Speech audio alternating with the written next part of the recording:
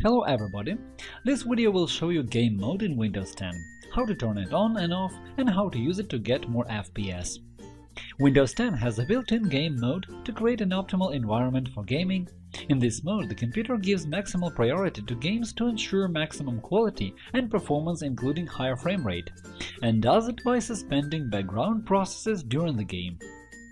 In some games, this mode is activated automatically. Before turning it on for a certain game, make sure it is enabled in the system. To do it, go to Settings, the shortcut Windows I, Gaming, Game Mode. Make sure that the switch Use Game Mode is set to On position.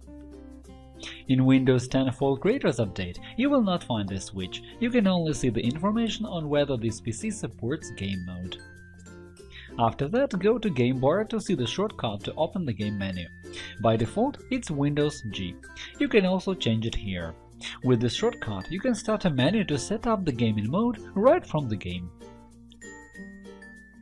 Visit our channel to watch a video about hotkeys in popular browsers. Follow the link in the description. After that, start the game and open the Game Mode menu by pressing Windows G or another shortcut you have created. The game menu will open on top of the game. In the game menu, open Settings by clicking on the cogwheel icon. Check the box Use Game Mode for this game. In some games, the mouse does not respond after you open the game menu, so you cannot use the mouse to click on the Game Mode button or go to Settings. In this case, use arrow keys on your keyboard to navigate around the game menu and enter to turn its items on or off. Close the Settings window, leave the game, and then start it again. Everything is ready. Windows 10 Game Mode is now enabled for this game, and in the future it will always start with the gaming mode activated until you disable it in the same menu.